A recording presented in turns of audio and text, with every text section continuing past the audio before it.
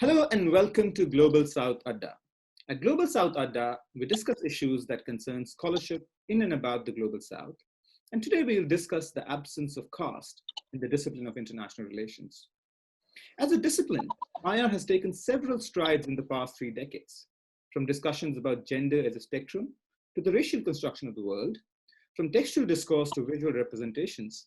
IR has attempted to become more inclusive, or rather forced to be more inclusive by scholars working on race, gender, disability, etc., in the range of issues and methodologies it now incorporates. But there is one aspect that is conspicuous by its absence: caste. It is an institution that affects and shapes the lives of 1/5 of the global population, and yet we do not talk about it.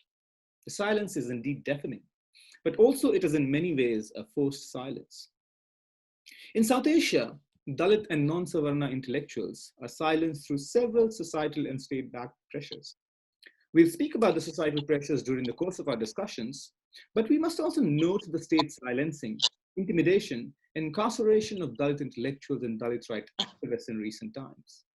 Even to be able to speak on a seemingly benign and inconsequential platform as ours actually tells you how caste privilege works in today's India. Me, an upper caste male currently residing outside India, hosting a discussion on caste has really no adverse consequences for me. I'll perhaps even benefit from the views in building my own intellectual profile. But for any non-savarna scholar, to be part of a discussion on caste is not a mere academic exchange. It is, of course, a lived reality, but a lived reality that is far more dangerous to be expressed in the current times. And this only hit me when a few non-savarna scholars expressed their inability to appear on this platform because they felt unsafe. As one of my colleagues said, it is easier to talk about race and gender in the Global South today, but caste, no. The silencing of caste indeed makes talking about it an even more urgent task for those who can, because of their privilege, and those who choose to, despite the odds.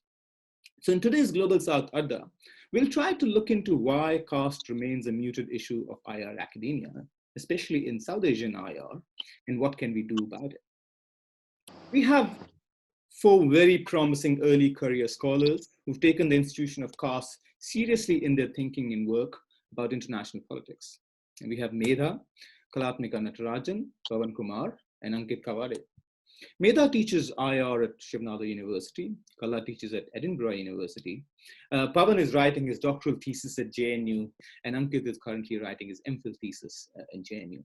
So very warm welcome, everyone. Guys, again, thank you very much for agreeing to be on this platform. And as a sort of conversation starter, I thought it would be nice to know how, in your own scholarship, you're interested in the questions about caste, and why, if you can remember, at what point did you start thinking about caste in terms of IR, and what are sort of the ways in which you are interested in looking into caste in international relations? So I guess we can start with Medha. Thanks a lot, Vineet, and thanks for organizing this adda, so to say. I think conversations about caste, as you pointed out, are really necessary as far as Indian IR is concerned, and I think this might be one of the first for us to do so. So, so to speak about my research, very broadly speaking, what I study is the colonial construction of international identities and global order. And this led me to the colonial and diplomatic archives of India. And this is where I first encountered caste. And I think I was quite stunned about the fact that, and that speaks to my Savarna privilege, that caste actually was quite constitutive of Indian foreign policy in that sense. This is something that I now would like to explore further. And what I'm concerned with is the way in which caste comes to constitute a border between India, or South Asia, if you may, and the rest of the world. And this is something that I am exploring. So as I said, as a researcher with Savarna privilege, the question of how to meaningfully and honestly engage with caste is something that I am trying to figure out. And what concerns me most is, as you pointed out, its resounding absence in discussions of international relations, despite being a lived reality for so many people. And this is so even in critical and post-colonial IR. So, and as you pointed out, perhaps this is not so much an absence, but a deliberate and studied silencing. And it is this process of silencing that I want to explore. So, much of it, of course, has to do with the largely Savarna or upper caste makeup of Indian and South Asian academia. And this is something I suppose we will discuss later as part of this discussion as well. But we're very used to pretending that caste does not structure our everyday realities in India, and therefore it does not translate into a scholarly output as well.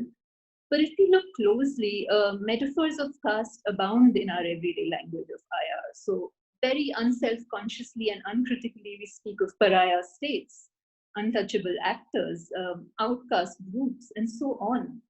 And this seeping of the symbolic vocabulary of caste into everyday IR, despite attempts to domesticate caste within the borders of India, is what really interests me and what I would like to explore.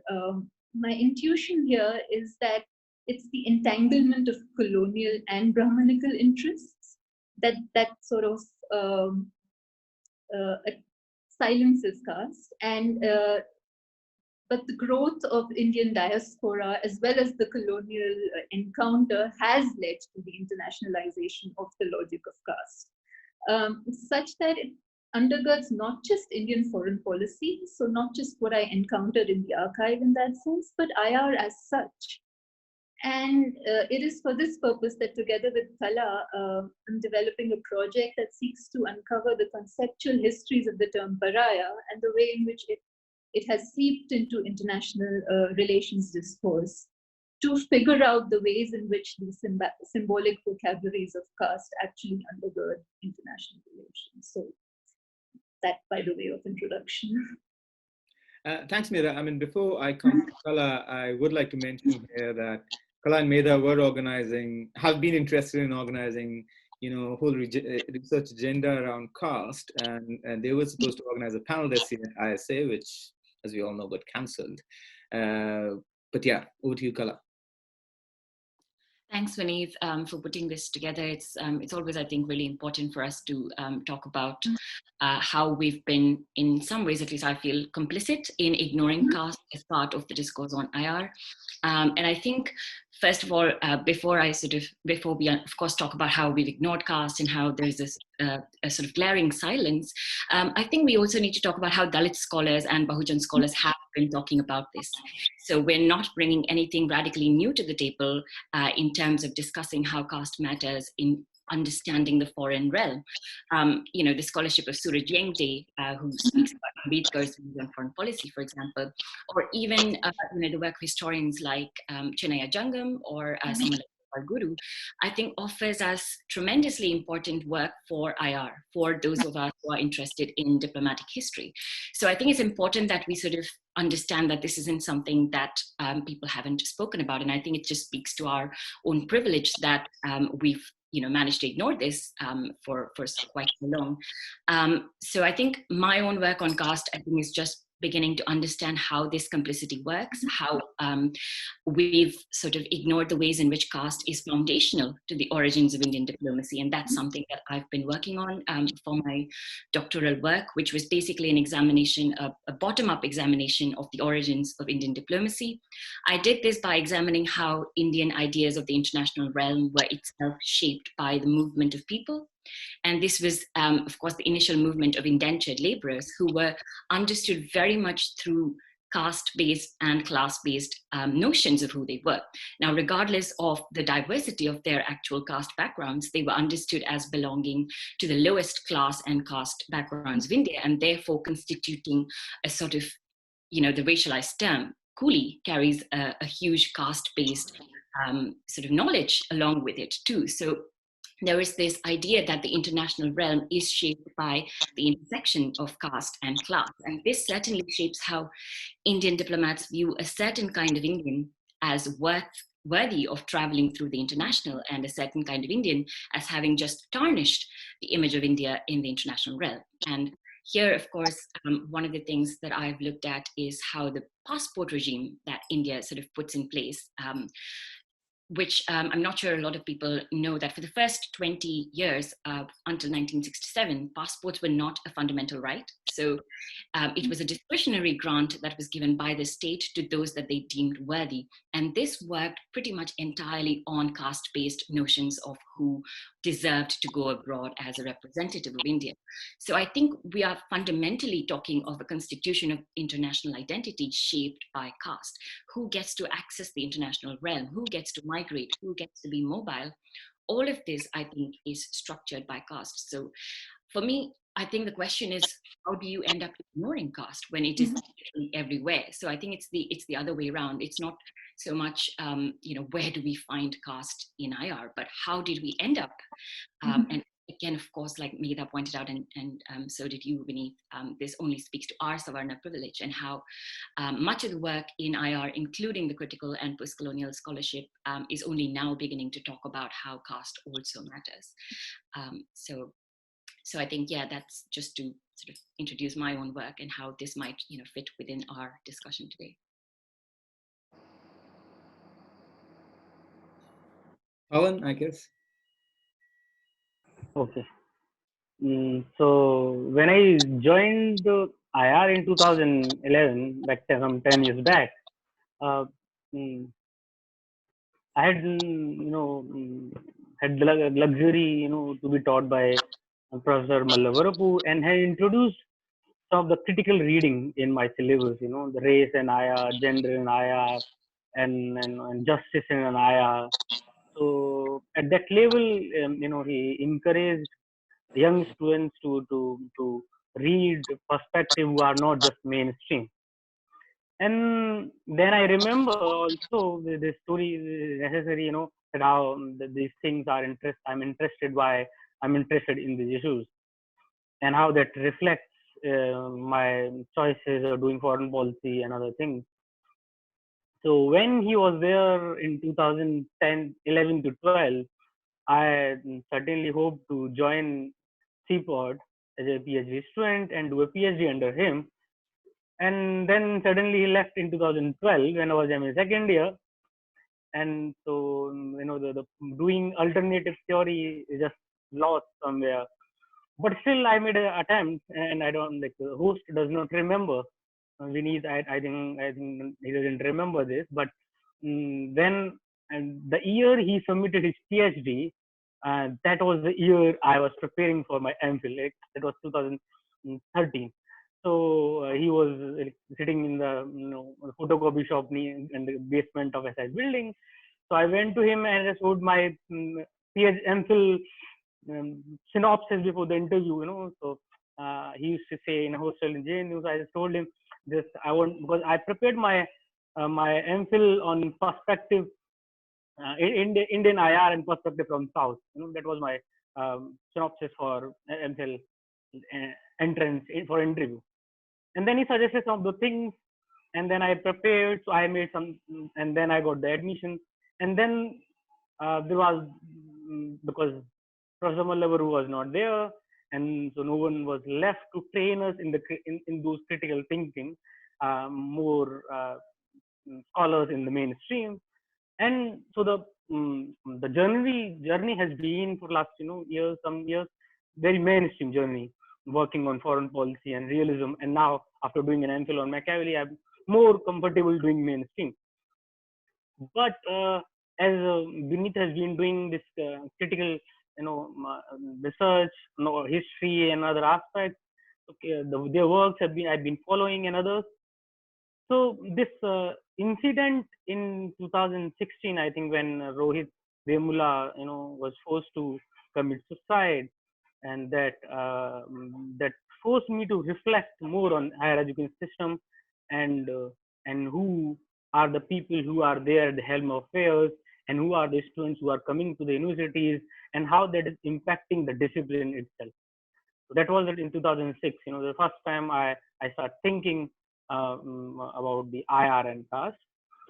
And then that thing, and then um, there's the few days back there was a webinar on, not a webinar, it was summer school by new think tank in India, which actually hosted all male panel on Indian security studies or Indian foreign policy, and then Tanvi Madun questioned the panel and asked where are the women in this panel. Then one more person, asked the organizers, or just put one poster where he said that, look, this post you are talking about what are the women, but this poster of the seminar where 10 people are there talking about political science or justice, they all are coming from one particular caste, not a category which I differentiate. One particular category.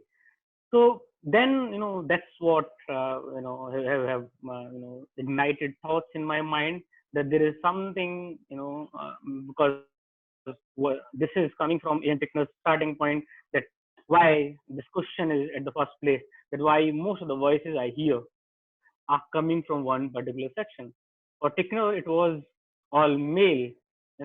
For me, it is in India, all obviously majority of them male, but if there are some female also in that panel, most of them coming from one particular caste. What are the reasons for the same, and what are the repercussions of that on the students in India, and the discipline of IR and Indian foreign policy in specific also. So that's my, and obviously working on Patel, and one thing, I remember one incident when one famous expert, told me, when I asked him, what do you think of Patel and his engagement of foreign policy? Because he's not written much, some one or two famous letters and some collected some letters. So he once told me that, look, man, he was just a partidar, a farmer, Muslim. That's only he was. His work was to organize things and do things, not write things.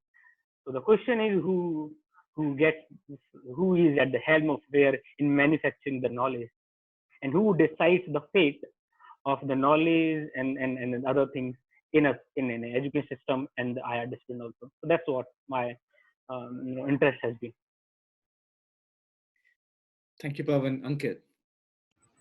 Yes, Vineet, thanks for having me.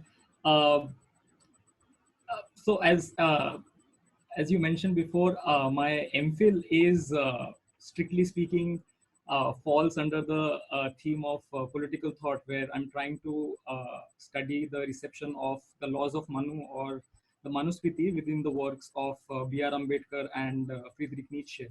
But in spite of such a small disciplinary variation, I think what all of us here share is the feeling of challenging the what might be called a certain methodological nationalism that pervades not just IR, but most of our social sciences regarding the South Asian region. And I think when we try to situate caste within the domain of IR, one of the ways in which we can begin to uh, theoretically engage with the centrality of this question is to really challenge the old framework of what I'm calling the methodological nationalism with which we have mostly studied, say, foreign policy, transnational migration of people, and so on and so forth. Um, and to the question of how my research relates to caste, now that is interesting, because oftentimes what happens is caste can itself be used to shoot down certain kinds of studies within certain disciplines. So for instance, if I were to say that my MPhil is on caste, then I might be asked to say that then you can do your study in, say, the Dalit studies department or in some other department, but not, say, in the discipline of political thought. Which is not to say that when one studies Ambedkar's or Nietzsche's reading of the Manusmriti, that they are not talking about caste. In fact, they are, I mean, caste is the central category which interests them in this ancient text. I think what one needs to do in this situation is to argue for the conceptual centrality of caste vis-a-vis the classical themes of, in my case, political thought itself. So, for instance, how caste relates to themes of freedom, justice, equality, authority, truth, and so on and so forth. Uh, so, in this manner, we can very specifically say that caste is nothing but the most ingenious system of unfreedom ever to be developed in this part of the world, uh, which is how I think we can, bridge the gap in a way towards studying caste, not only in isolated departments of, say, Dalit studies or caste studies or something like that, or perhaps as is the fashion nowadays to study caste only in South Asian departments uh, of foreign universities. But to study caste in each and every discipline of the social sciences as is possible, and try to relate how caste impinges on the central themes that are, or the classical themes that are discussed in each of these disciplines. Yeah. Thank you, everyone, for those sort of introductory thoughts. Now, what I thought that sort of the first big theme we could take is, of course, the question of representation, which is very important, very central to the sort of production of knowledge about caste. There's a massive representation gap in higher education in India. I mean, very few universities even meet the minimum 22.5%, affirmative action criteria that sort of, that's sort of legislated. Only 3 out of 10 top universities, I think, meet those criteria. And even amongst those who meet them, like JNU, there have been several accusations of how, through implicit ways, sometimes direct, sometimes not through direct ways, students from depressed castes are often, kind of put down through, and there are various institutional ways through which that is done. There have also been studies on representation within the faculty. So there was this 2017, when the question was asked in the parliament by, I think, DP Tripathi about representation in JNU faculty. I mean, the response from the JNU was that across, all the posts, assistant professor, associate professor, and professorial positions, there were 134 seats reserved for candidates belonging to the scheduled caste community, 75 of which were vacant. Among the 66 seats reserved for candidates from scheduled tribe communities, 49 were vacant, and 58 out of 89 seats reserved for OBC communities were vacant. So there's this aspect. There have also been several incidences of, Dalit students who've been constantly harassed in universities, committing suicide. Rohit Parmula is, of course, sort of the infamous incident where he was forced to commit suicide. And there have been, several other cases of where even faculty from, Dalits haven't been promoted, have been deliberately kept at certain positions, and so on and so forth. In higher, in higher education in India, there's also a tendency where, in terms of the disciplinary spread, you see, so for instance, Dalit students are represented more in fields like social work, whereas, vocational fields like hotel management have sort of the minimum students from, the officially SC/ST communities. And that, of course, reinforces the ideas of purity and pollution. Hotel management is supposed to be about intimacies and questions of purity and so on and so forth. So in very subtle ways, caste discrimination is spread across in Indian academia. In conferences, for instance, there was a recent study where it said, I think 85 or 82% people present, in the conferences, who attend these conferences are people from upper caste. So in a way, it tells you how skewed academia is, but also What I would like to know from you all is that how does it operate within the networks that you are part of? It could be IR academia, it could be wider academic networks you are part of. So what are the subtle and not so subtle ways in which you see these practices as percolated? Yeah, Medha, I guess we could start from you. Right. So yes, issues of representation, I think, are really crucial to academia in general in India, and I think we're all aware of the huge controversy that exists in terms of the form of affirmative action that we have, which is reservations, whereby a certain number of seats are allocated or kept aside for students from what are officially referred to as scheduled castes, scheduled tribes, and OBC categories, so other backward castes. And instead of being understood as an issue of representation and restorative justice in a manner of speaking, this tends to be dissimulated as a form of anti-meritism, if I may. So, for instance, it is portrayed that that as a result of these reservations, meritorious upper caste students are unable to gain seats in higher education spaces, which again reinforces this whole idea that merit lies among the Savarna classes. So I tried to look up the issues of reservation. So I work at a private university in India, and I tried to look up the issue of reservations or affirmative action that the university takes. As far as the admissions policy is concerned, I really couldn't find anything.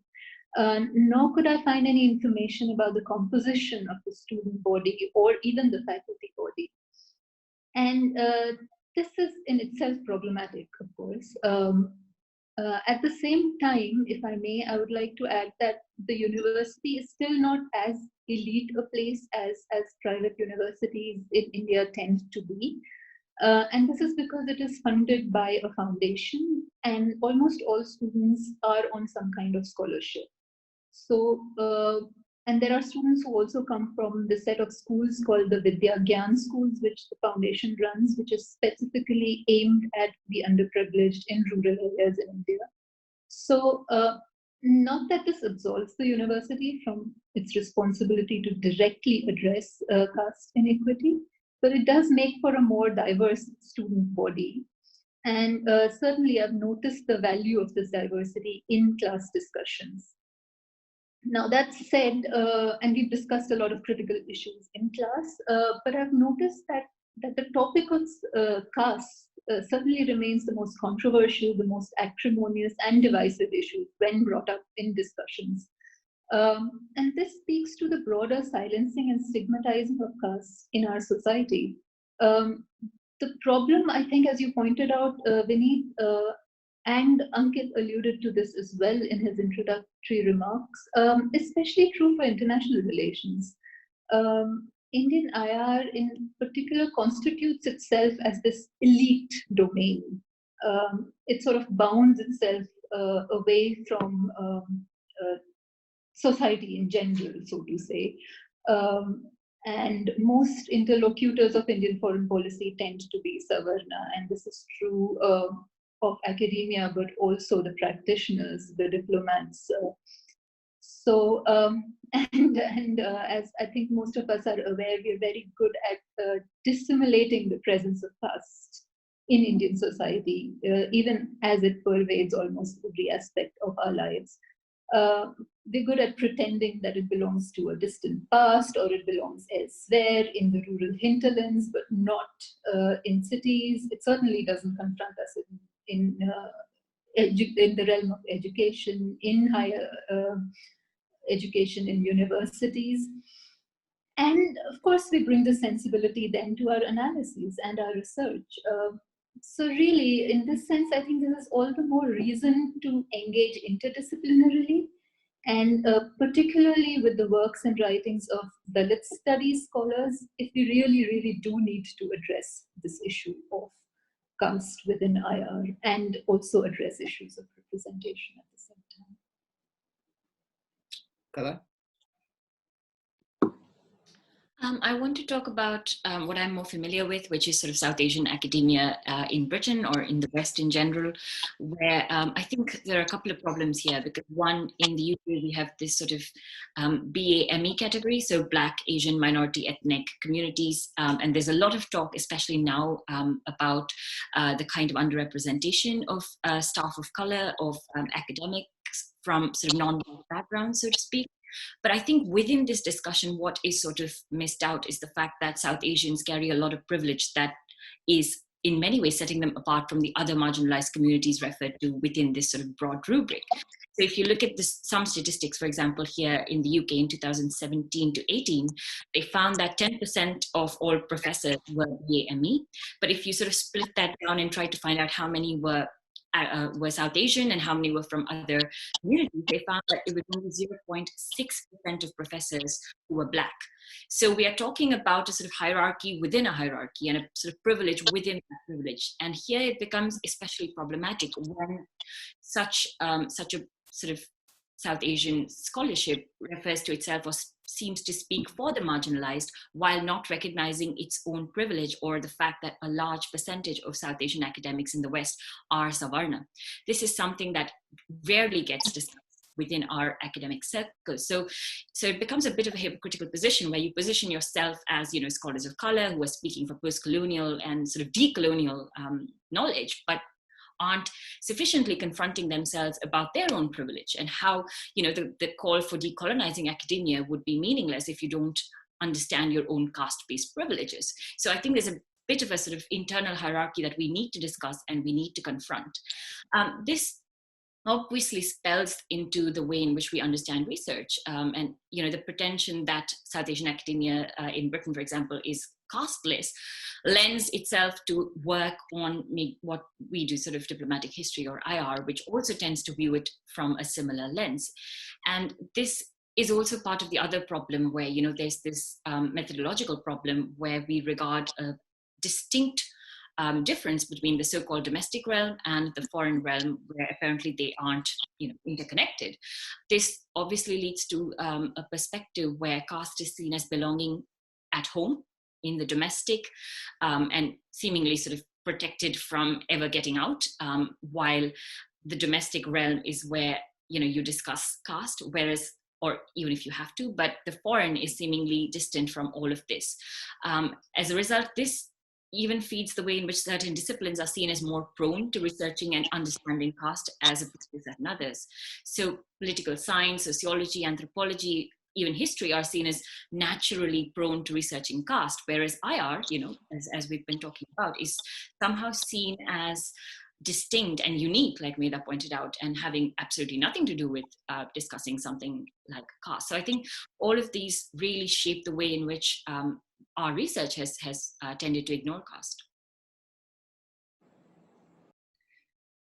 Pavan.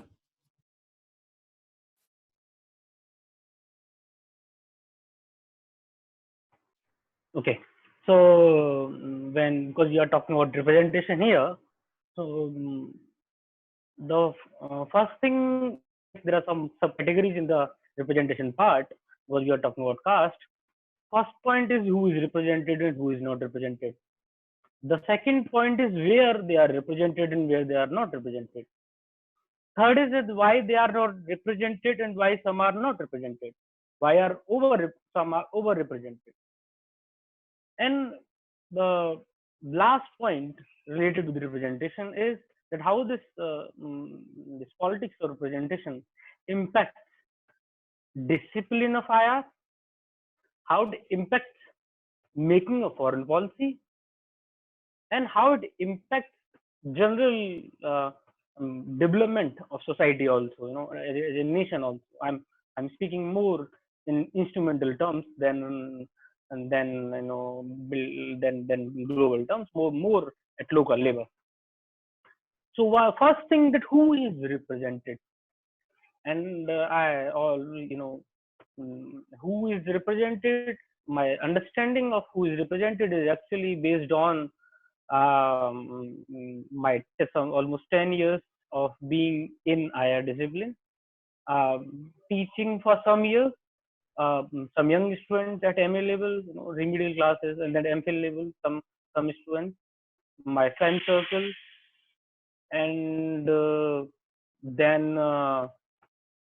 then some reading by Jabin Jacob and Satish Deshpande and Gopal Guri, and then Ambedkar. So all of this clubbed together, I have conceptualized this, that who is represented. So when we are talking about who and talking about caste, we should rather talk about only caste and not categories, because that's one criteria is, I think, is saying that higher castes are represented this much and lower castes are represented this much. It does not reflect the true reality.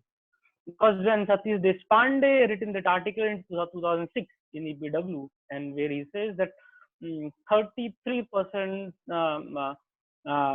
upper caste, urban upper caste, are represented 66% in the universities or higher education system.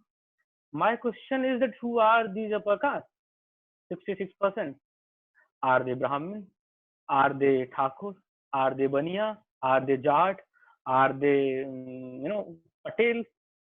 That's my question. Because when we are talking about caste, we are not talking about categories. But sometimes this point is lost. That no, we are talking about higher caste, lower caste, Dalits, non-Dalits. That is a first point when you're talking about caste and representation. Who is represented how much? So, so at least my, just a preliminary observation suggests me that that is first thing, that who is represented. That we need to find out the caste, not the categories, because that would reflect a completely distorted picture.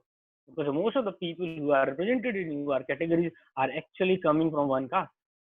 There are some exceptions in some places, some universities, where there are people from other castes also, but generally from one caste only, in that you are also. The second point is where they are represented, if you are talking about IR specifically. So one thing is, who are the, who are the established scholar in IR, who we read in newspaper, who we listen to on television, or read their books or read their articles or cite them. Who are they? That means those who are producing the knowledge in an IR on, suppose, related to India only. Who are they? The scholarship. They're one thing. Who are they? The other representation part is so at that level, who are represented? Like Brahmins, Thakur, Baniya, Ahil, Kurmi, Lodi, whoever they are. But we need to know that because that's from there we make the syllabus and reading lists for younger students for BA and other things. That is one thing. Other part is in Indian foreign services. We are talking about IR and foreign policy in India. And who is represented in Indian foreign policy making? Who are the people who are national security advisors? Who are the people who have been the foreign secretaries over the some last 10-15 years, from the time this post has been created? The chief advisor to India's foreign policy establishment. Who are they? From where they are coming?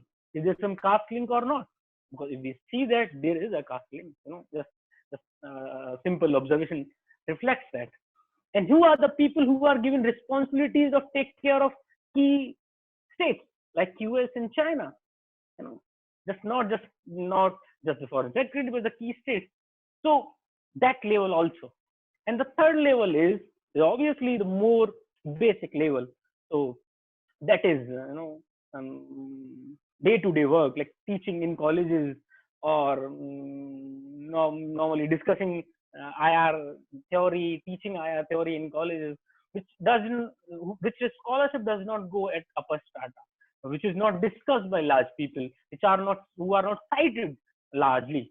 So who are they? So because when we collect all of them, and then we might say that look, this caste is represented 10%, and this caste percentage is only 15% in number, or suppose 12% in number. So this is represented. That is not the point. The point is who is represented where. Because when the question of representation comes, what a lot of scholars do, they take the data from scheduled caste working in municipal corporations in 4-grade job and tell, look, scheduled castes are represented 15%. So that's a distorted picture. Who are the people at the secretary level? So that representation, if just do a quick survey, it reflects that's been for from the time of 1947. It's been per people from one caste only. And then the question is that why this is happening. That's that question. There are some easy answers, there are difficult answers, sometimes there are no answers. But why this is happening? If this is the observation, and if the observation is correct, then there has to be some reason for that. Like the way Tickner says that whenever I see all the people writing on an ayah, they're all men. Then the question, she explore the reasons for the same. That why this is happening. And if we explore the reasons, this would obviously take some time, years. But if we borrow some studies from sociology or history, because that's where some studies have been, and not in IR per se specifically, then it would suggest that IR has been an elite discipline, and to be an expert in IR, you need contact. And to be expert and security studies, you need contact, and to be a person of IR theory, the first level, which Gopal Guru calls as theorizing Brahmin, to be that you need luxury. So that is one thing. You need all of this, but this does not mean that people from other castes does not have that. Some of them have that. People from other backward classes, we call it in category or in scheduled caste, some of them do have some luxury, because reservation have been for scheduled caste for quite a long time, but still not a single big name in Indian foreign policy from scheduled caste. Still not a big name in IR theory from scheduled caste, if we call it in category. So then there is something more deep rooted. It is not just the accessibility. It's about systematically silencing them. It's not just one person saying, no, you can't come here. It's a systematic silencing. There are barriers at every level where you stop them from doing things which you do. So if a new person joins in foreign services, you are not given, no matter if you are top guy in foreign services, you are first rank holder in IFS, you will not given me a favorable posting in foreign services. Those who are from the system will be given the posting, and that system has already been created, maintained, run, and saved by one particular caste. So that's what here bringing in an Ambedkar is necessary. That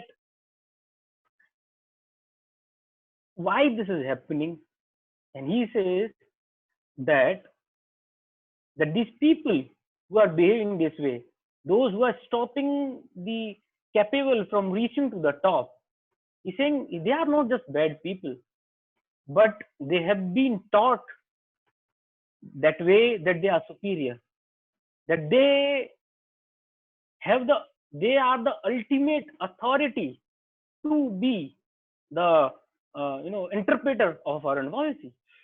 That's why I don't know if I'm correct, but when some of the people say he's the Pandit of Chinese studies, what does it mean?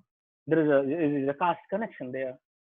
So you assume that people from one certain caste only has the capabilities to think on these matters. Others are not. And this is very deep rooted. So the people in research circles, people in university level, people at at foreign service level, they a good number of them still not giving up their privileges because they help circulate their own people and trying to maintain that. Okay, over to you. Yes, as has been pointed out by every speaker here, the question of representation has been central to the anti-caste discourse. In fact, I would say that the question of representation is so important as well as so complex in that purely statistical ways of looking at representation actually do a disservice to the gravity of the to the gravity of the problem in a way. Uh, and I say this because we assume or there is an assumption of a certain automatism relating to this fact that, okay, if we fill enough seats and if we have enough whatever the assigned quota of scheduled caste and scheduled tribe and OBCs in any particular space, uh, the substantive content of whatever that space signifies will automatically be transformed. And I think from our experience of the last several decades about affirmative action should raise a certain skepticism regarding this automatism, because as everyone here has pointed out, despite uh, I mean inadequate but fairly present policies of affirmative action in most higher education institutions, including and especially those of international relations, the pedagogical content of the discipline itself has not changed a lot in the past so many years. So I think we need to probe into the question of representation much deeper and think about how we can democratize the pedagogical content of most discourses based on or from an anti-caste perspective. Um, to that effect, I had also tried to argue, sorry for this self-advertisement, uh, in an article titled The Impossibility of Dalit Studies in EPW, where I tried to precisely point out how the necessity of a separate discipline of Dalit studies occurs because of the overlooking of what was called there the thought of the Dalit. Because how else are we going to not make the masses of Dalit students who study in the higher education institutes in India as well as abroad, how do we end up not making them feel alienated if there is practically no anti-caste thinker being taught in the classroom? You see, so even if formally speaking affirmative action policies are adhered to, you might still have very grave problems relating to alienation that the students might face in the space of the university. And I think that would apply to the discipline of IR as well. I would end by pointing what might be called a certain sleight of hand of the question of representation, where as I pointed out, you do see a lack on both fronts, both in terms of pedagogy and both in terms of the politics of presence, as it is called. So I had once gone to Ashoka University, where I had seen whiteboards littered around various places in the campus, uh, containing, say, narratives of black women victims of state violence in Kashmir, Dalit women's narratives, uh, and so on, and feminist literature, of course, in a way covering the whole spectrum of global marginalia. Um, However, you see such a inclination towards a superficial recognition of, say, narratives of marginalized groups without having substantial representation of Dalit students and faculty inside the campus. So I would say that there is a problem that can be located with regards to representation at both levels. And our attempt should be to see how we avoid this trap of either not having any physical members of oppressed communities in spaces where we think about not just IR but social sciences in general, as well as overlooking the fact that that formally adhering to affirmative action policies is going to substantially change the nature of knowledge that is produced and legitimized in these spaces. Ankit, can I tag a small question here? Yeah, sure. And this is something that happens a lot in race scholarship in IR. You know, the thing is, if you include Du Bois in your curriculum, everyone thinks we have decolonized the curriculum, right? Yes. And Yes, it's sort of, yes. you know, a lot of courses I've seen, you know, they add one reading Yes. and then Yes. that covers all of the Black literature. Yes. Similarly, there is a tendency, could be a tendency at times with regard to Ambedkar, for instance. I mean, he's a, you know, every intellectual wants to read Ambedkar. He's intellectually so stimulating, but that also means that it gives a pass out to a lot of people to not read anyone else. So do you see also a danger sometimes of that happening? Absolutely. I think there is a very poignant theoretical way of approaching this question. I mean, I take a cue from the late scholar Aniket Zavre, whose book Practicing Caste is something I can recommend to all of you. Very important, I think, very important intervention recently in the study of caste. So he had written this essay titled Eating and Eating with the Dalit. And with the very interesting argument there, I mean, he was trying to analyze the tremendous market in Maharashtra for, tremendous market amongst the reading publics. And of course, the literate publics are always already the twice-born classes in any state in India. So Zavre wanted to analyze the tremendous market that exists amongst the upper caste for Dalit autobiographies. And he captured this in this very, absolutely brilliant phrase of the fact that the upper castes wanted to eat the Dalit, that is, eat or consume their narratives without ever wanting to eating with the Dalit, which is to say that they would never, in fact, share proximate spaces with them, intimate spaces with them, of course, in terms of intermarriage and so on. But, and of course, that would give them a good conscience of being progressive. You see that they are avid readers of Dalit autobiographies and so on. So I think that process, that process is reproduced in the way that you described. Universities democratizing their curricula, having more works relating to Dalit thought, which should be welcomed. I mean, I'm not opposing that. I'm just saying that should not stop us from looking at the more sinister, because caste always works in non-obvious and very sinister ways. So that should not stop us from looking at the sinister ways in which caste inequalities can still be reproduced in these spaces if you do not have adequate representation for Dalits. That actually is sort of a good segue into the next sort of broader theme I wanted to raise, which is about sort of what ought to be the research agenda of caste in IR. And as Ankit was saying that, why don't people, even alumni, don't look at caste? I mean, if I could give my own example, the work that I do, I wasn't looking for caste, but it's something that you cannot escape, right? So I'm writing sort of finished biography of V.S. Srinivas Sastry, who was this Indian liberal diplomat in the 1920s.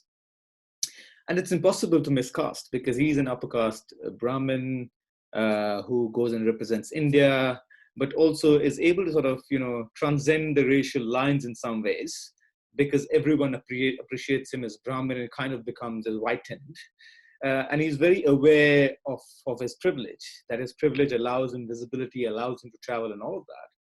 but also how caste is very central to the whole foreign policy that India has, the whole diplomacy that India has. And it's something that Kala has worked, and Kala and I have also started trying to sort of think about it, is of how that, Indian diplomacy actually emerges, if you think about it, in that transition from the indenture labor, the coolie, to sort of the new British Indian subject, who is the trader and the, and the soldier. It's only when the primary form of identity of an Indian overseas moves from the coolie to, this new civilized, petit bourgeois sort of Indian, that Indian diplomacy begins to assert the rights of those Indians. And it's something that Kala said, about passport. I mean, if you even go back to the early years of passport, as Radhika Singha's work has shown that, in the early years, it was primarily about giving it to people who were not coolies or who were not indentured labor. They required identity sort of proofs and all that. So this is something that, you cannot miss.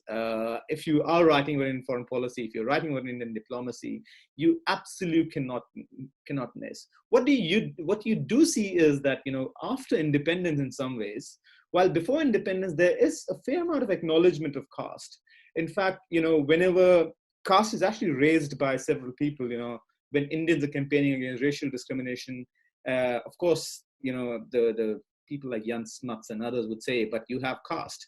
And Indians would respond to say, yeah, we had caste, but we're trying to improve ourselves. This is a bad system to have. But post-independence, every time there's an association of caste and race, Indian diplomats really get angry. I mean, sort of that there's this formative moment where Vijayalakshmi Pandit goes to, at the UN, she raises the issue about, ill treatment of South African Indians. And there's this British diplomat, Hartley Shawcross, who says, but caste. And, Vijayalakshmi Pandit gets really angry at the British diplomat, because now it's our India, our independent India, and so on and so forth. We can't talk about caste. And you see as suddenly, no one really talks about caste in Indian diplomacy. And then there's that sort of infamous incident of 2002 when, Dalit intellectuals and activists tried to connect caste and race, and Indian government completely, shut that down. So the caste is always there. Indian foreign policy is always playing with it. But it's also interesting to see sort of the shifts. The other thing I was a couple of days earlier, I mean, because everyone is trying to do non-Western IR and that kind of stuff.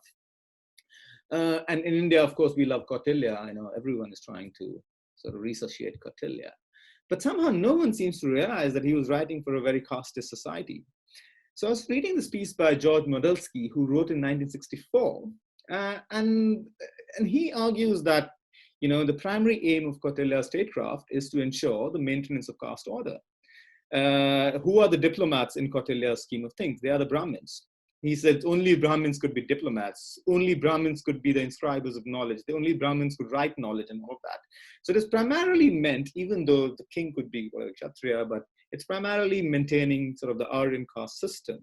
And then he goes on to say something actually very interesting from an IR perspective. He says, a Hindu sort of international system can only be an unstable international system. Because what caste does is, or caste hierarchy does is, that within a particular territory, it allows for a certain form of segregation, and it allows order to persist. Because, of course, there's also this question of, violence and non-violence. Because violence is delegitimized in Indian society, we are non-violent and that kind of bullshit. But there is sort of, it allows for a solidity within the system, but it doesn't allow for sort of transnational or territory forms of relationship, which means that, internal relationship between those communities would always be unstable. So he says, which explains kind of why India has always been territorially so segregated, or so sort of, there hasn't been a unified India for the longest time because of the caste system. And that's a direct application of, thinking about international relations. But when we think of Kautilya, we never think, he's never really theorized from a perspective, and especially about something that he is actually trying to theorize about. How do you think about caste and international politics? So these are some of the things that I kind of, when you think about foreign policy, when you think about international relations, kind of become very obvious. But in terms of your own work, in terms of your own research agenda or the kind of works that you're seeing around, what are the potential themes where you think that, a lot of work could be done or a lot of work is being done? Um, Again, Medha, I guess. Medha, you muted. Yeah, I think that's the difficult part, to remember that I'm muted. Yeah, what I was saying is we could reverse the order, and do it the other way around. Okay, let me do it. Let's start with Ankit this time. Ankit, you're muted now. Oh, I'm sorry, so sorry. Sorry, Ankit. Yeah. Can I, before you say something, can I just say one other thing about Ambedkar, and I'd want your thoughts on that as well. Yeah. So especially we have these territorial disputes and blah, blah. And I really love the speech that Ambedkar made once in Parliament when there was this territorial dispute with Pakistan and everyone. And Ambedkar says that this whole tendency of moralizing everything, this non-violence, this is amoral because, non-violence has been used historically to basically keep, people suppressed. You delegitimize violence. That's the only form through which you can actually upturn the order. But because you delegitimize, you can't do it. But also sees, it's stupid because you can do something like look at what France and America did. They just bought Hawaii. There are transactional ways of doing things about territory. But because you make it issues about morality, which is itself immoral, you fundamentally are engaging in a bad form of foreign policy. So there is a form of, it's a pragmatic, I don't know, one could call it sort of realist form of thinking about world politics. But this he was obviously, he didn't like this whole sort of moralizing of foreign policy and that sort of stuff. So if you'd have something to say on those aspects of that. Yeah. I think this third question, I suppose, is the elephant in the room sort of a question for all of us. And as I said in my initial remarks, I think what we have to get sorted is our methodology. I think that is fundamentally important in the way that we approach, in the way that we begin to approach this question in IR. So to that effect, we may ask, from what conceptual ground are we to study caste within the field of international relations? Or what social, historical, and political contexts justifiably allow for situating caste, not only within the countries of the Indian subcontinent, which are considered to be the traditional home of this structure, but within a recognizably global register. Now, Kamla Visveswaran, Balmurli Natarajan, V. Gita, Gopal Guru, amongst many other scholars, have identified the Durban Conference of 2001 as the paradigmatic movement towards signifying what is called the internationalization of caste. So I think we should begin from there in that how caste acquired sort of a global provenance, or attempted to acquire a sort of a global provenance during the Durban Conference. And we may begin with the skepticism that the political task of annihilating caste could be achieved by limiting oneself to the national borders of India alone, whether geographically or conceptually. I think this is something with which we can begin. So what I am interested in doing is to focus upon a definite moment in Ambedkar's work where the question of situating caste on a global register really crops up. And insofar as I have read about caste, I think this is the first time in which such a question is explicitly put forth. So I think Ambedkar's thinking in this sense provides us with a highly astute response to the problem of the conceptual ground where we can justifiably begin to study caste in the field of international relations. So in the very first published essay of Ambedkar titled Castes in India, Their Mechanism, Genesis and Development, Ambedkar writes this very throwaway kind of a line. He doesn't elaborate on it, but this is the quote. He says, it, that is caste, is a local problem, but one capable of much wider mischief. For as long as caste in India does exist, Hindus will hardly intermarry or have any social intercourse with outsiders. And if Hindus migrate to other regions on earth, Indian caste would have become a world problem. Uh, I think Ambedkar's statement about caste becoming a world problem because of transnational migration provides us with nothing short of the foundational insight with which we can begin to study caste on an effectively global register. Uh, Caste can and indeed must be studied vis-a-vis international relations or international politics, for the simple reason that caste has today constituted itself into what Ambedkar called a world problem. And there are many implications to this statement of Ambedkar, and I want to point at least a couple of them so that we can, think more deeply about this question. Now, first, the meanings of the term migration themselves need to be conceptually spelled out with precise historical documentations of the movement of people from South Asia to other parts of the world. This would include not only the mass of people who migrate in the search of better economic and educational opportunities, people like us perhaps, what could broadly be called voluntary migration. This would also include all such people who were coerced into migration with the system of indentured labor into countries like Fiji, Mauritius, etc. during the period of colonialism, which may be termed forced migration. Now, of course, this distinction is not mutually exclusive, but we can, begin to think about the broad cross-section of people who migrated, because of which caste could be seen as a world problem.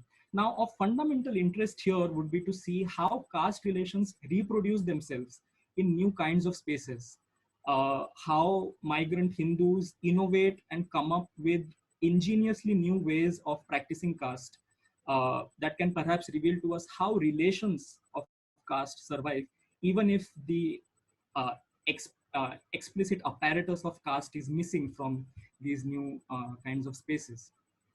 Secondly, we should look into the ways national governments around the world contribute towards the reproduction of caste relations and caste apparatuses in their respective regions.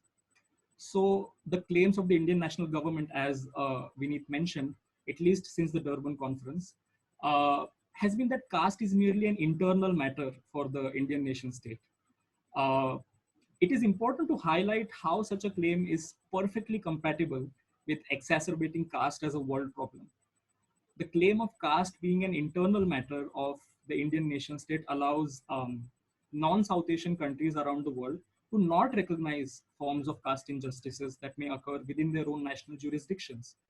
And everywhere such forms of injustices are not recognized and their practice not effectively criminalized, oppressive caste relations shall reproduce under the legitimate sign of legality. So to this, we can simply ask, how could caste continue to remain an internal matter for the Indian nation state if Hindus have effectively carried this institution to distant foreign lands? And to end this point, I just want to mention this last bit, which is as important, uh, where we, of course, recognize that there has occurred a worldwide migration of Hindus, so to say, because of which caste has been exported onto distant lands. But we should not overlook that Dalits too have migrated in both voluntary and coerced ways.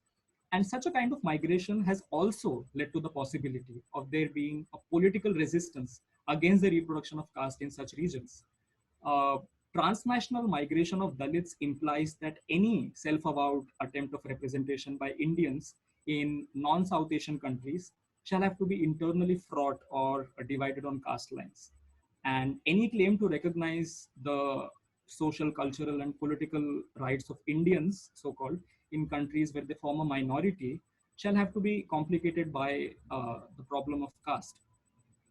Because, ironically, attempts of seeking a minority status by a homogeneously defined group of Indians may in fact reconstitute caste relations on a new culturalist register. whereby practicing caste is effectively turned into a lifestyle choice of the Savarna Hindus, their proverbial way of life. Balmurli Natarajan's book, The Culturalization of Caste in India, demonstrates this point very well. And his critical arguments about multiculturalism and caste inequality can indeed be situated at a more global level too. Now, these were, I think, three concrete points which I could identify towards studying caste in a broadly global register. Now, to come to Vineet, your question at the end, I don't suppose I have read that speech exactly, but I can, give you a slightly indirect answer based on whatever I have written about so far in my MPhil dissertation, and that has to do. I know it wouldn't answer satisfactorily, but still, let me try. It is of course relating to the question of violence or non-violence in Ambedkar's political thought, and here I think two things broadly need to be considered. First is, of course, his engagement with Gandhi on this question. And very simply put, I think, as of course you already alluded to, Ambedkar's broad intellectual challenge to Gandhi's ways of practicing non-violence was the following question of what if the most astute ways of practicing non-violence may in fact turn out to be a greater act of violence on the most historically subjugated populations. How innocent act of a fast unto death, which would not ideally harm anybody except the person undergoing the fast, may actually constitute the most ingenious way of snatching the rights of representation of uh, the whole social group of Dalits. I think these are, so when you pointed out the question of amorality or for that matter, the morality of non-violence, I think this was Ambedkar's objection. Uh, in that it's not that violence can be made moral. It is pointing to, or it is, I guess, poking at the assumption or the uh, or the certainty that most people had during his time, that a certain way of practicing non-violence was in fact non-violent, something Ambedkar really wanted to challenge. Um, now the other question about now the other way of looking at it is in the Manusmriti, and I think this relates to Ambedkar's theory of untouchability itself. I mean, Ambedkar on more than one occasion said that untouchability as a form of oppression is far more cruel and insidious than similarly placed systems of oppression in the world like anti-Semitism and slavery. And I think one of the reasons Ambedkar identified untouchability to be more cruel than these forms of oppression is how bloodless or how bloodlessly it can operate. How the revulsion of touching, uh, I don't know, one fifth of India's population can be done in such a innocent manner, in that it doesn't involve bloodshed, it doesn't involve active harm, and so on. And it might even pass off as non-violence to many people. I mean, a non-violent way of inflicting violence. I mean, if we are to indulge in paradoxes. And that, went against his active insistence on this point of people like Lala Lajpat Rai during his time, who claimed that slavery, Hindus were at least better in that they did not make Dalits their slaves, or that we did not at least have a slave economy in our country, which is of course factually also incorrect. But Ambedkar said that untouchability is in fact worse than slavery in this respect, because at least this gives you the historical consciousness of being non-violent, which is of course both an act of genius on their part, but also an act of tremendous untruth. Thank you, Ankit. Pavan.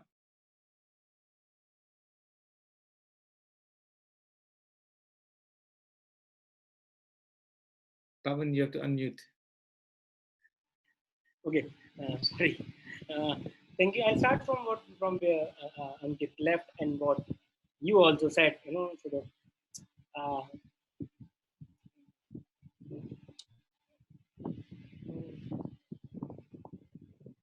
like what you said on Kautilya and on Kautilya, and what he said on Ambedkar, and then this one, then how the third question which we are discussing right now, like how potential areas that can identify deeper caste analysis and other things. One thing is that this is what my common perception is. Maybe I need to read more on this, but Ambedkar was a very, very much a modern statist thinker, and many places, at least um, my reading says that yes, if, you can put in that category when we like say that this is most and state is the unit, all of that, and so and his instrumentalities also, like when he talks about Kashmir, that quote is, look, people say this is not from here or there, but other references maybe say that he maybe believes in those ways. Instrumentalities was very, very, very, very dear to him, I think. So uh, then how this impacts the research agendas in IR and CAST? One thing is this, like I want to say this very clearly, that three people who impacted me doing IR or doing research per se are, and they are sometimes contradictory also, because you find that they are not fitting in.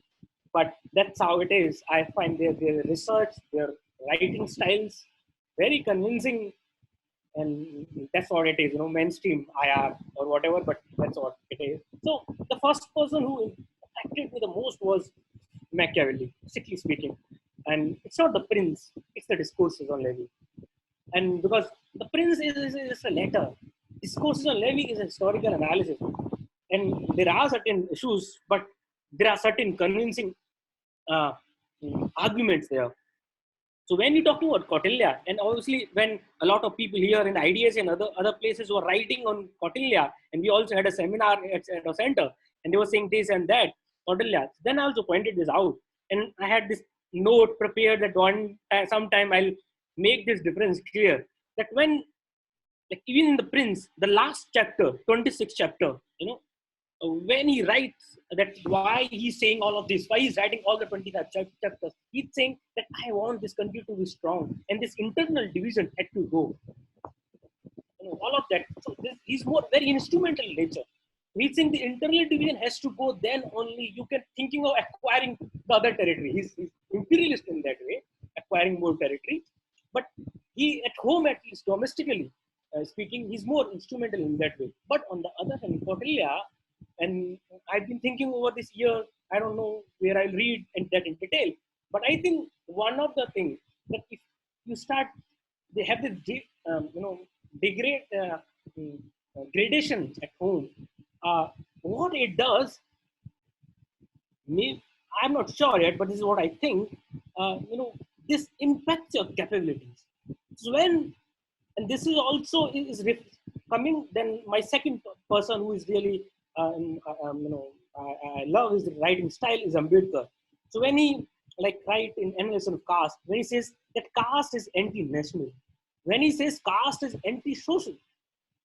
So what it does, that uh, it stops a potential candidate to come to the top. So the resources, human resources, which had certain capabilities, could have helped in your nation, strictly mainstream IR perspective. You actually wasted them. You wasted those resources. I'll come to this part more instrumentally in current affairs things. And the third person is again, my PhD supervisor is, what I have learned in doing research is because of him, like saying him with him for like 6-7 years now. When I go with any argument, we talk for 2 hours, 3 hours, and then guiding you through an argument, the developing that argument is very necessary, and that how this impacting, what is the cause of this. So then the last point, which I was trying to make at the first place, is how this system, drawing from both of them and the method which I learned from my PhD supervisor, that how this impacts India's current foreign policy or security studies or theory building at home. Daniel Marke written a piece in 2009, developing software India's foreign policy. And then recently, Kanti Vajpayee also written one paper on status of Indian IR.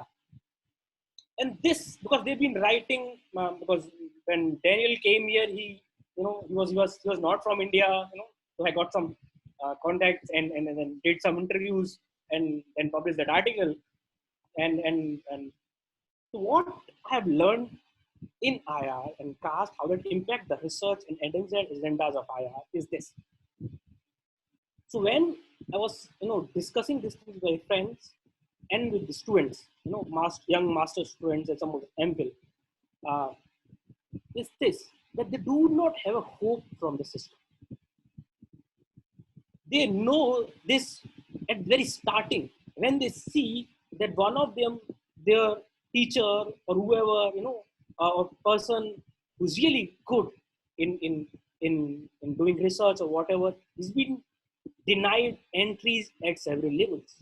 When I say several levels in foreign policy, what these levels are.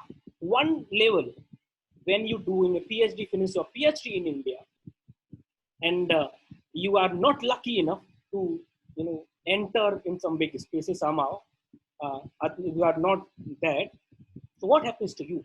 If you go to a think tank in India, in IR, what is going on in think tanks in Indian IR? If there is application from outside of India, a person who has studied just a master or a BA in IR somewhere, and someone who has done a PhD from India, and I'm saying not a bad PhD, I'm saying a good PhD, okay? So that thing is also there, but a good PhD, there is a very high possibility that the application of that PhD student will be rejected. And there, not just language, but caste issues also come up. Because who is your PhD supervisor and who is there in the think tank and who is recommending you? And who is the supervisor?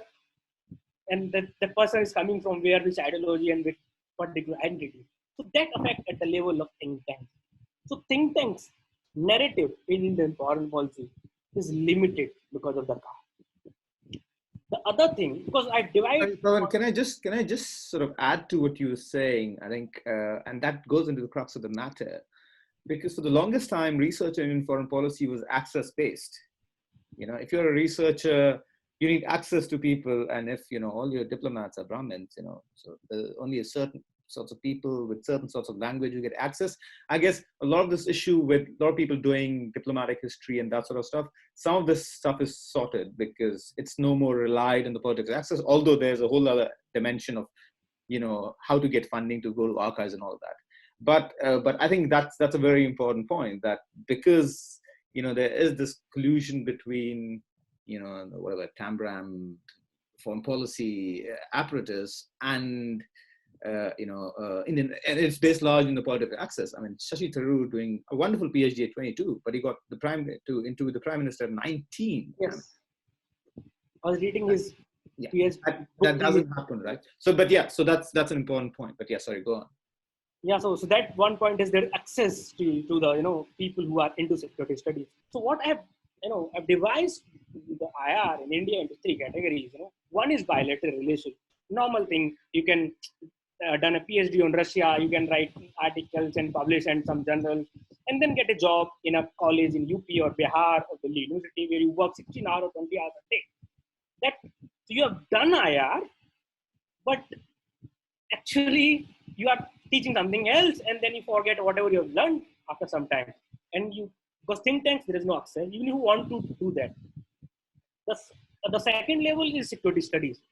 Security studies is also more, which Vineet again highlighted, but for all doing security, hardcore security study, you need contact in the system.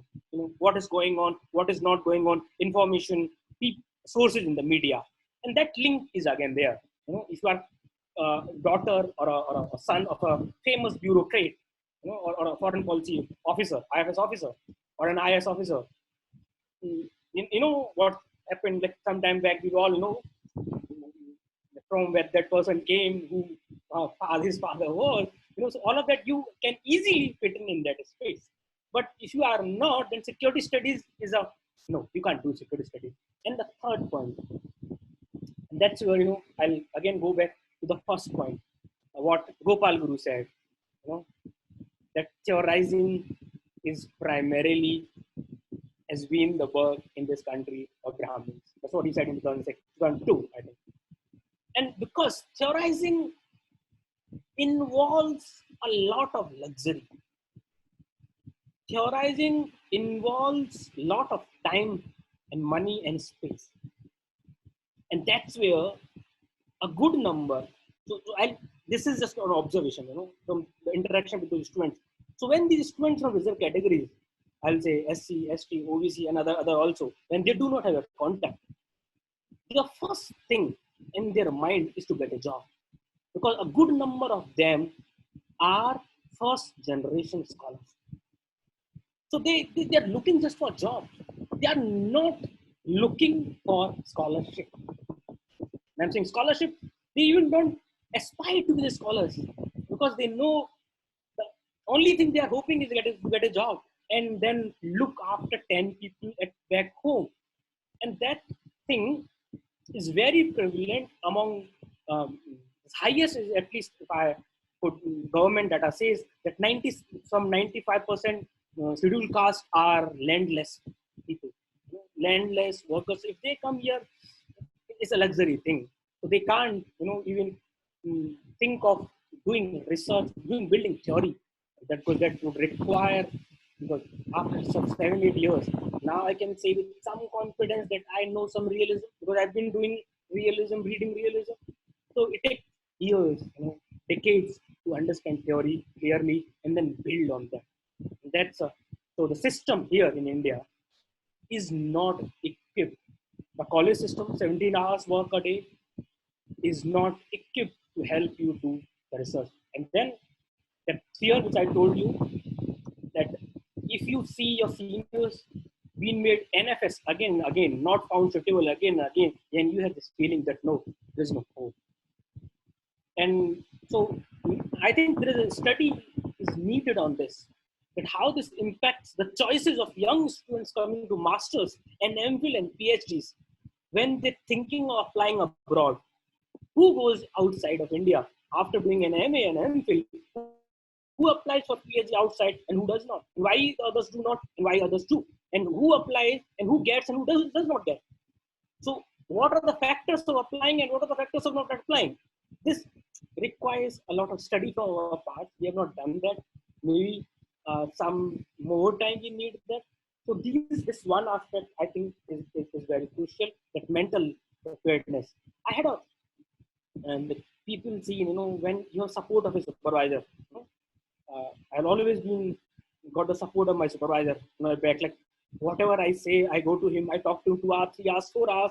He never say I have to go. He said, like, let's talk. When he never rejects the point which I brings to him. He said, yeah, fine, but give me the logic.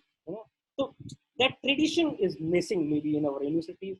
And so when that tradition is missing in our universities, and when some of our professors are not trained are ready for those kind of conversations. Thank you, Pavan.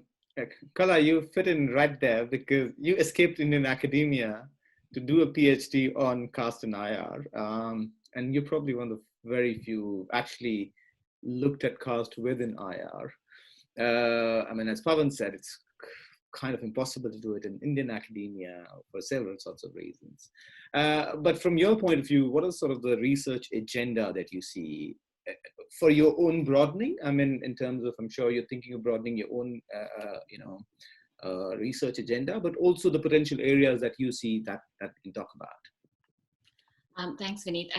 one of the things I want to draw on is something that Ankit mentioned, and this is something I've worked on, and I know a lot of other scholars like E.T. Abraham have also worked on, and I know you have to some extent as well, on the importance of indenture to understand the origins of Indian diplomacy. I termed it afterlives of indenture in my work, because I think it even now shapes ideas of who is the better diaspora and who is not. So the idea that the diaspora is this sort of homogeneous, highly skilled sort of bunch of state-sanctioned subjects is quite problematic. And for long, there has been this distinction between the old diaspora associated with the sort of lower caste, lower class coolies as they were known. And again, then you've got the sort of the 70s and 60s onwards, where you've got the so-called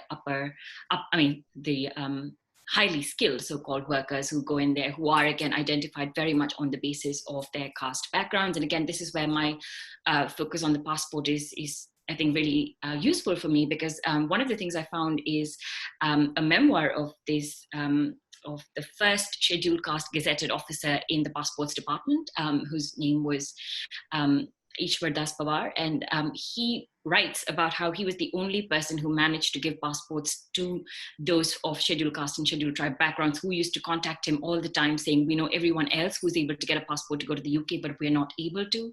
And he's spoken a lot about how he was the only person who managed to push this through. So I think there are institutional and structural problems right from the beginning that ensure there is a very certain kind of caste background that is seen as representing India's diplomatic strength.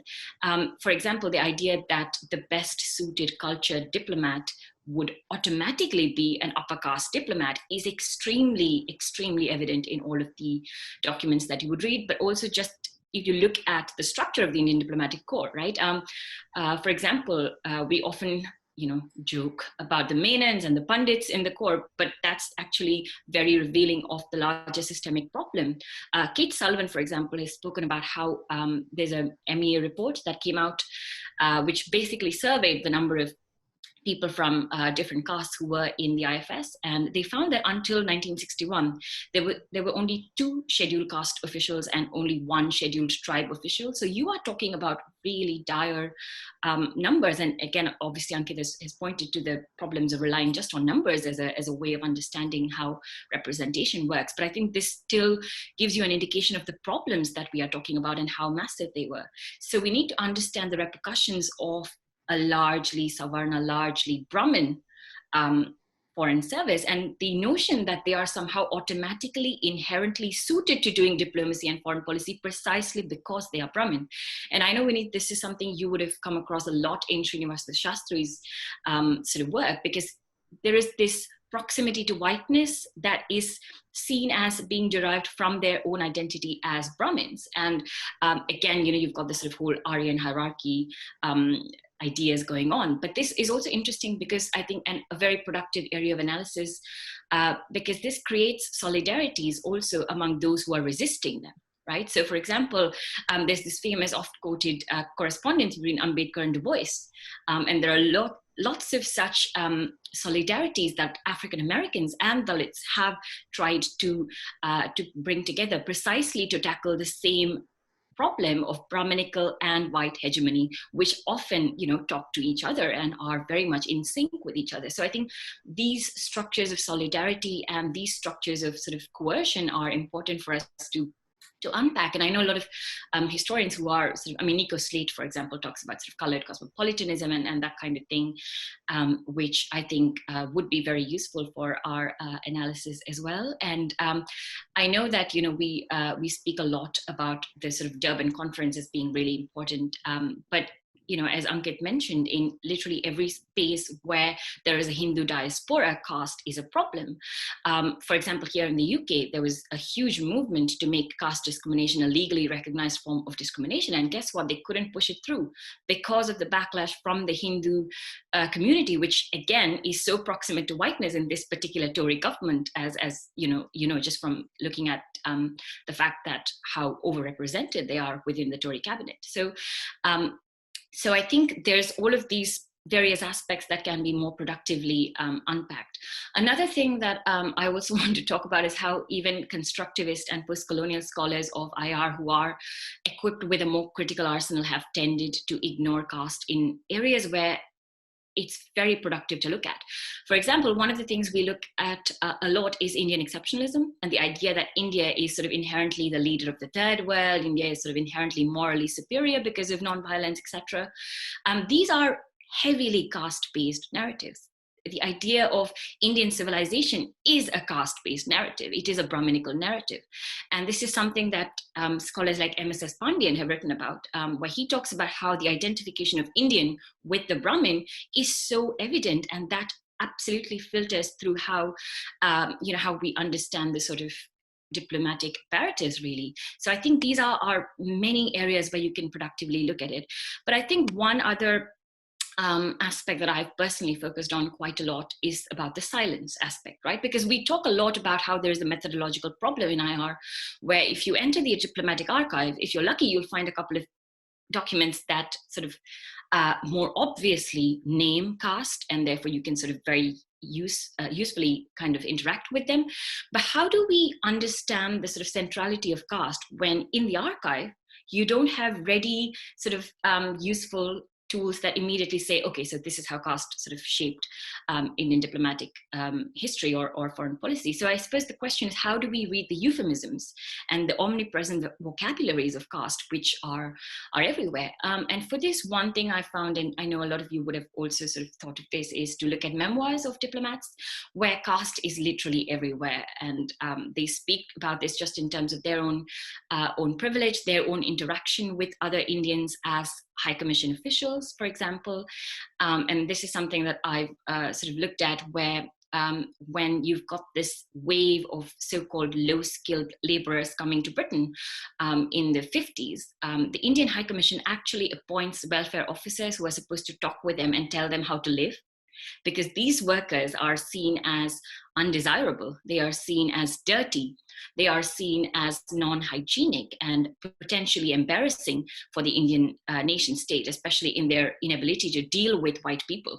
So all of these are heavily caste-based narratives, and especially this sort of omnipresent worry about public hygiene is such an obvious euphemism through which caste and touchability and untouchability is spoken about. And I think in this regard, using alternate archives that we might not consider as the sort of conventional archive for Indian diplomacy would really help. Like, for example, you go to the National Archives, you go to the, maybe even the India Office Library if you want, but what if you sort of decentered your approach to diplomatic history?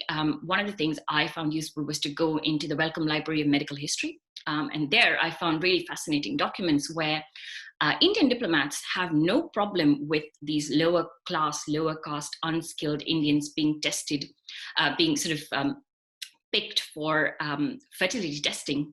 And they were viewed as guinea pigs by the British state. And Indian diplomats had absolutely no problem with that, because they thought, well, what's wrong with that?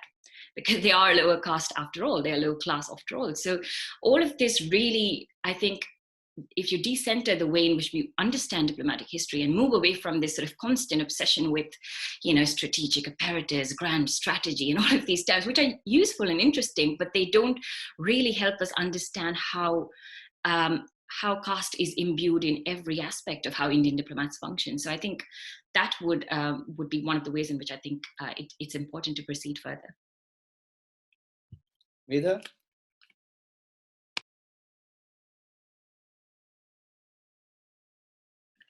You'll have to unmute, Medha. Yeah, sorry about that.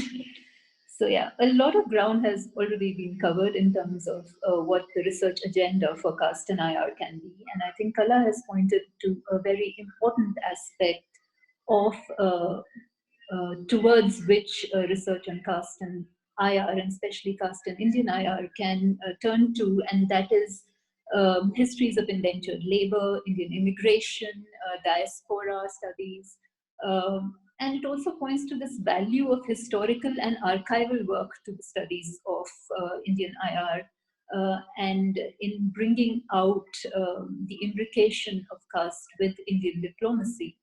I would also like to go back to what you pointed out in the beginning, Vineet, about this touchiness that India seems to have about caste, right? About saying, well, this is an internal matter, leave us to handle it domestically, and it does not concern you. And Ankit also pointed out how this is problematic because of the Indian diaspora. Of course, caste is present everywhere, but this also the fact that this is accepted, right? So, I mean, we speak about the Durban conference, and the proposal doesn't go through. Kala spoke about how the effort to make caste discrimination legally, so to bring it into the ambit of legal discrimination in the UK also did not succeed. To a certain extent, points to what Shankar and Krishna refers to as a mystification of caste in a way. And so this idea that this is something inherently Indian, which then, as in silences, silences study of caste internationally, but it also points to an imbrication of colonial Orientalist discourse. So, you know, they are casteist. This is their problem. Let them handle it. And Brahmanical interests, which is not to bring caste to the agenda of IR in some ways.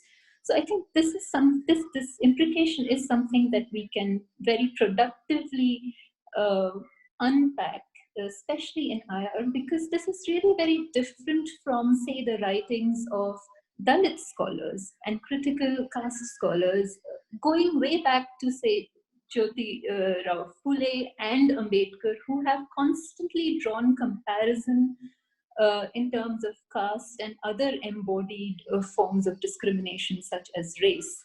So if we open up IR to this kind of scholarship, so move beyond not just methodological nationalism, as Ankit pointed out, but also the disciplinary boundaries of caste, I think there is a lot that we can draw from this Dalit scholarship about the intercoding of race and caste in Indian IR and in IR in general. So that is one avenue that I would definitely like to explore further, and which is available in terms of a research agenda for caste and IR. And the second would be perhaps intellectual histories.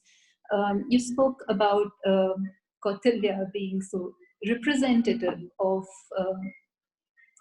Indian IR, but that really points to the question of who we consider to be Indian and what we consider to be India. And in that sense, as Kala pointed out, the civilizational discourse of India is a very Brahmanical discourse.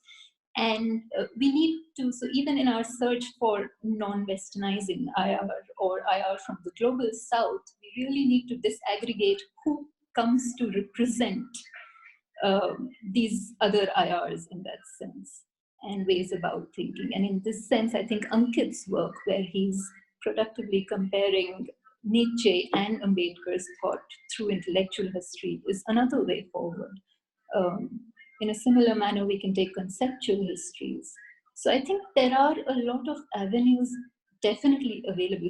I mean, it's hardly been studied. So yeah. There you go. Thank you, Medha. I mean, one of the last questions I wanted to ask, but you've kind of covered it now, is sort of how do you sort of think across and trying to sort of think with different concepts, race, caste, civilization, and in the Indian case, it's very sort of apparent that they all work together. Indians are complaining against racism, but I have absolutely no issues on discrimination on the basis of civilization, which is basically a metaphor for caste. So and throughout Indian diplomatic history, you see that we are opposed to racism, but we're not opposed to discrimination. It's just that you have discrimination by another way. But if very quickly and really very quickly from everyone in the end, I mean, you've seen a lot of race scholarship that's coming up. It's really opening up IR and questioning previous thinkers, intellectual histories, and all of that. So what are your takeaways from that scholarship? I mean, if you have any views on that, and what can sort of this caste scholarship that's sort of that needs to emerge within IR, not now in this means within IR. What can we learn in terms of strategizing, in terms of thinking through things, or any such matters? Ankit, do you want to go first again? Yes, thanks, Vineet. Of course, I think with regards to this question, Medha has already covered a lot of ground.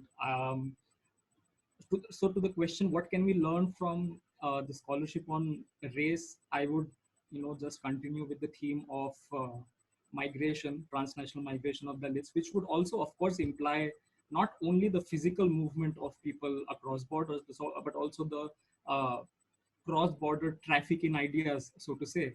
So, I mean, that has enabled a very productive discourse around comparative studies of race and caste. I would say and of course, as Medha mentioned, ever since Mahatma Phule published Slavery or Ghulamgiri in 1873. I mean, anti-caste discourse has always had a tremendous theoretical investment in the discourse of anti-racism, especially in the United States. And I would also say that there is a fundamental continuity between Mahatma Phule naming his seminal text as Slavery with the formation of, say, the Dalit Panthers in Maharashtra in the 1970s, which of course is borrowed from the militant organization of the Black Panthers in the US, and perhaps even to the contemporary coinage of Dalit Lives Matter in the aftermath of the murder of George Floyd and the subsequent protests of Black Lives Matter all around the world. So I think very briefly, that is something that can be done. But Vineet, I also feel that this question can be put the other way around as well, in that we may ask what can race scholarship learn from caste? And I think there are already theoretical precedents, insofar as I know, in, say, 20th century political thought, where attempts were made to study caste on for the purposes of studying racism. And I think the paradigmatic figure for that in 20th century political thought is the work of Hannah Arendt. So Arendt writes this essay in the 1940s titled "The Jew as Pariah," and I'm sure Medha and Kala would be perhaps interested in this because it indeed constitutes a global genealogy of in the way the word pariah has entered into discourses of race and discourses around similar concepts. So Arendt's essay, "The Jew as Pariah," takes the logic of caste and untouchability, perhaps for the first time, to make sense of the Nazi attempt of the total extermination of the Jews. Although it can be said that Hannah Arendt's usage of the word pariah abstracts away this category from being an untouchable caste from the state of Tamil Nadu.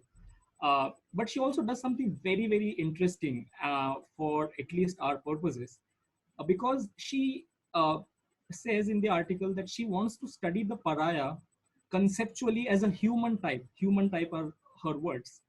And from Arendt's usage, we can draw the conclusion that pariah simply does not remain an empirical referent to, say, the pariahs of South India in Arendt's work. Rather, it takes on the dimension of a generic outcast existence as such, which is defined universally by her as a human condition that may afflict oppressed groups in any totalitarian regime. So I think there are, this avenue is also very interesting in terms of exploring, historically exploring, of course, as Kala was also pointing out, how race and how the intellectual relationship between race and caste has been, in both ways, in a way. Yeah. Yeah, thank you, Ankit. I mean, of course, Hannah Arendt also had very problematic views about African Americans. But I also think there's sometimes a danger in that, who wrote that famous piece where...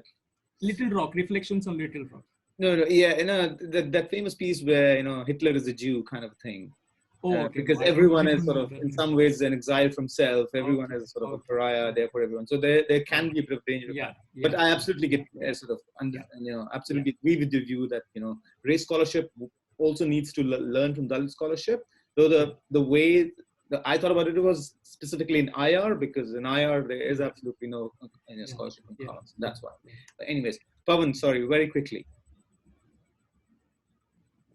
Yeah, so like I've not read much on race scholarship. Like MA was the only time when I read something on race, but some general understanding from there. Maybe uh, the development, because you have traced that and written on that, and you must be knowing more than us. But the education system does play a very great role, and because the institutions in US or Britain or some other places also help them reach, to write those points and publish those perspectives, to reach to and make a part of discourse now.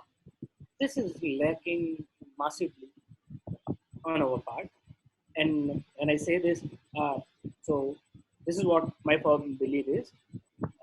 Maybe I'm wrong, but this is my firm belief is it's not possible here in India.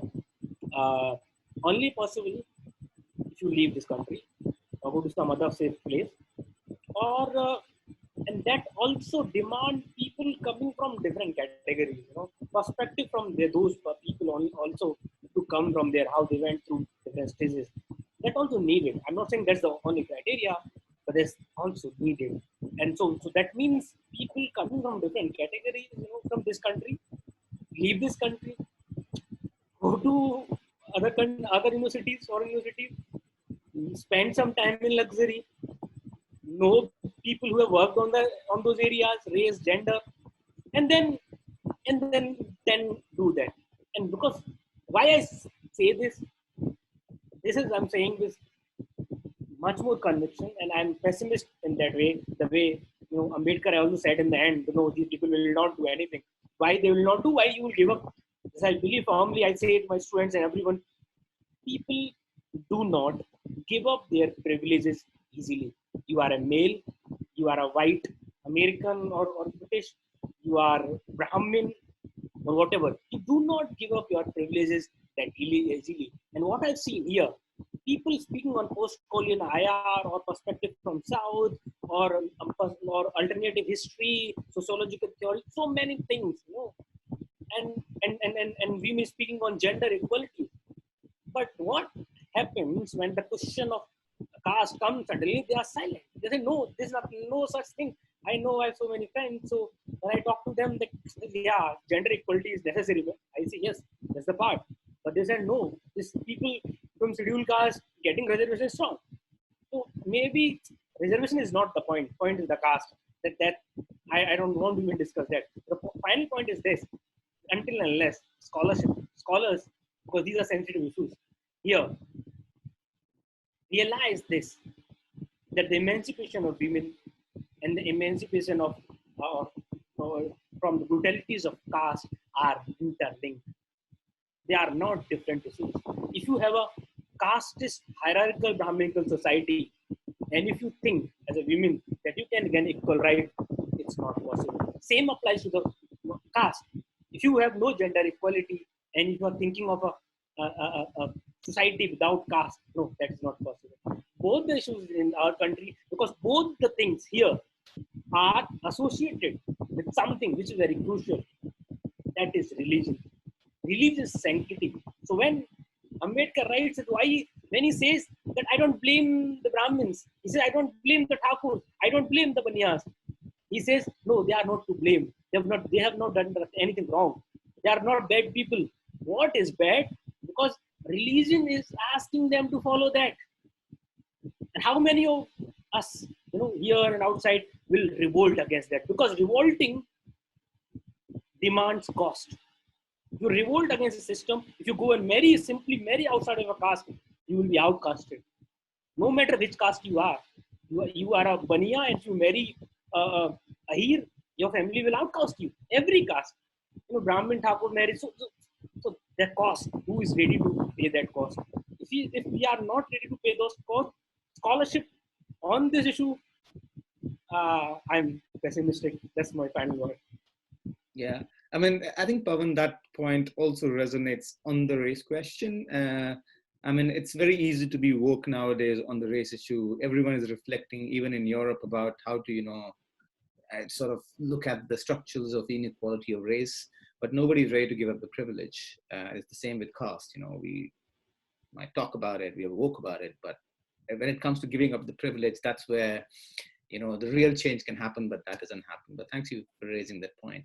Kala. Yeah, just very quickly, Vineet. I mean, I think there's a lot of scholarship that does talk about what, everyone's already mentioned, which is the sort of interlinkages and intercoding between race and caste. And I think we can also productively use it in terms of how this presents a particular problem for India diplomatically. And I mean, again, not just the sort of Durban conference.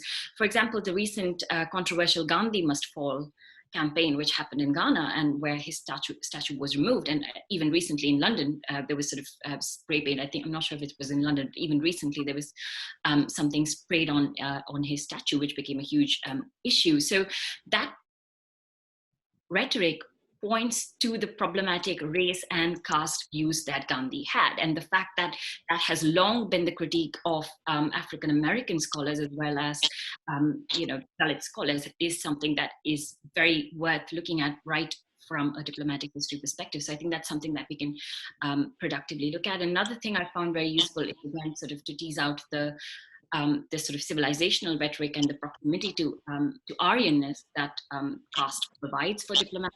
And I think, again, here, the literature on race is extremely useful. I mean, someone like Cornel West has spoken about the kind of problems that this poses. And I think, just to end on this one archival document, I remember finding, which is weird because it does sort of officially talk about the kind of things that we're talking about. And this is from a trip to East Africa at that point of time. And there's an Indian diplomat who is in talks with the British. He's an unofficial sort of diplomatic delegate. And, he's trying to sort of communicate to them on their terms. So this is from the British archives. And they note how this particular delegate talks about how Indians understand the British inability to sort of effectively negate segregation because, and they quote him, "We similarly feel uncomfortable living next to Adivasis or Dalits." So this kind of way of relating, a kind of diplomatic language formulated through caste, formulated through this sort of intersection of race and caste, I think makes it extremely hard to ignore as scholars of IR and diplomatic history. Brilliant. Medha, you get the last word. So very quickly again, because I'm also running out of battery. So yeah, so until very recently, it was race that was the big unspoken of international relations, right? And but in recent years, scholars of race have very successfully revealed the racial underpinnings of international order. Some of its most basic concepts, such as the state, sovereignty, even the constitution of IR as a discipline itself, as Robert Vitalis's work shows. Much of this is based on painstaking archival research, construction of careful genealogies of thought, and work on race has also been willing to look outside the disciplinary bounds of IR. So they've turned to sociology, to anthropology. And this is something that we cannot escape while studying caste in IR too. It has to be historical, it has to involve archival research. It must, and we as scholars must be willing to engage with the burgeoning scholarship beyond IR on caste, especially in Dalit studies. And finally, we must also be willing to append and abandon beloved givens in Indian IR, as Kala had pointed out, our attachment to India's supposed moral stance in world politics, for instance. And drawing from Suraj Yengre's work, Savarna scholars have to be willing to undo the system that puts them in this privileged position of being interlocutors of IR. I'll end there. Thank you, Medha. That's a very revolutionary thought to end on. But thank you, everyone, for agreeing to come on this and giving us these wonderfully productive, almost 2 hours. I've learned quite a lot, and it's been a really, really interesting conversation. But as Ankit said, hopefully this is just a conversation starter, not the end of the conversation. But thank you once again, everyone. Cheers. Okay.